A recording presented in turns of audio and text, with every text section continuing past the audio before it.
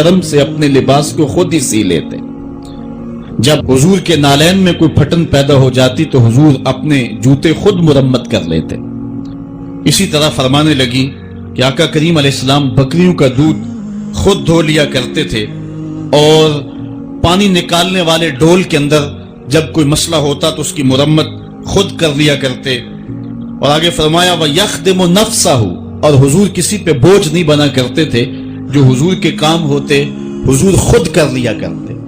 بلکہ ازواج مطہرات کے ساتھ حضور کام کاج میں مدد دیتے اور ان کے ساتھ معاونت فرماتے۔ بلکہ حضرت معاذ بن جبل رضی اللہ تعالیٰ عنہ فرماتے ہیں کہ ایک دن حضور گلی سے گزر رہے تھے اور میں ایک جانور کی کھال اتار رہا تھا، اور مجھے کھال اتارنے کا طریقہ نہیں تھا، مجبوراً مجھے کھال اتارنا پڑی۔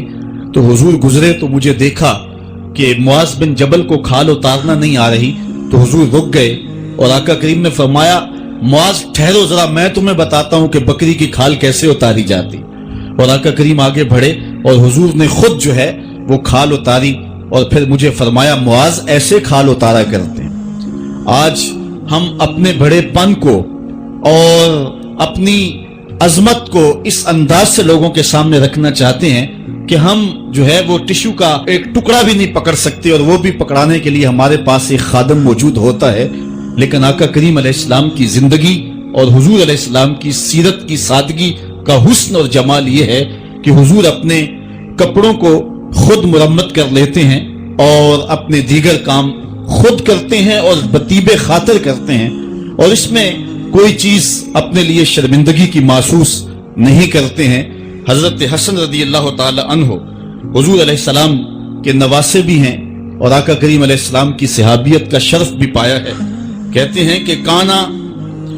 یجلس علی الارض، حضور علیہ السلام کی سیرت یہ ہے کہ حضور زمین پہ بیٹھ جاتے تھے۔ زمین پر بیٹھنے میں حضور شرمندگی محسوس نہیں کیا کرتے تھے، اس کو اپنے سٹیٹس کے خلاف نہیں سمجھا کرتے تھے۔ زمین کے اوپر حضور بیٹھ جایا کرتے تھے، اور فرماتے ہیں وَيَطْعَمُ، اور زمین کے اوپر بیٹھ کر کے حضور علیہ السلام کھانا تناول فرمایا کرتے تھے۔ حضور کی عادت یہ تھی کہ آقا کریم جب بھی کھانا کھاتے تو حضور جھک کر کے کھانا کھاتے۔ فرماتے ہیں کہ میرے پاس ایک فرشتہ آیا جو کعبۃ اللہ کے صحن میں کھڑا تھا، اور اس کی کمر کعبۃ اللہ کی چھت کے برابر تھی، اتنا اس کا قد تھا، اور اس نے مجھے کہا کہ آپ اگر چاہیں تو آپ کو نبی اور بادشاہ بنا دیتے ہیں، اور آپ اگر چاہیں تو آپ کو عبد اور نبی بناتے ہیں۔ تو میں نے عرض کی کہ میں نبی اور عبد بننا چاہتا ہوں۔ تو جب یہ بات حضور نے کہی تو فرمایا عائشہ اگر میں نبی اور بادشاہ بنتا تو یہ جتنے بھی پہاڑ ہیں یہ سونا بن کے میرے ساتھ چلتے، لیکن میں نے اس بات کو اختیار نہیں کیا۔ اور اس کے بعد حضور علیہ السلام جب بھی کبھی کھانا کھاتے تو حضور جھک کر کے کھاتے، جس طرح مالک کی دہلیز سے خیرات ملتی ہے اور کوئی خادم اس کو جو ہے وہ شکرانے کے طور پہ جو ہے وہ انتہائی عجز کے ساتھ کھاتا ہے۔ ساری زندگی حضور نے کھاتے اور پیتے ہوئے تکیہ نہیں لگایا، ہاتھ میں پلیٹ پکڑ کے اکڑ کے یا ٹہل کر کے یا جو ہے وہ بالکل سیدھے ہو کے نہیں، تھوڑا سا جھک کر کے بغیر تکیے کے حضور علیہ السلام کھانا کھانا پسند فرمایا کرتے تھے۔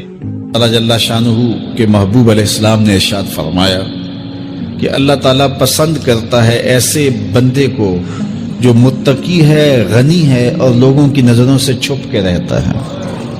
نمایاں ہونے کا اسے شوق نہیں ہے، بلکہ چھپ کے زندگی گزارنے کی آرزو رکھتا ہے، اور متقی ہے، اللہ کی حرام کردہ چیزوں سے بچتا ہے، اور غنی ہے، اللہ نے اس کو جو دیا ہے اس کو راہ خدا میں بانٹتا ہے۔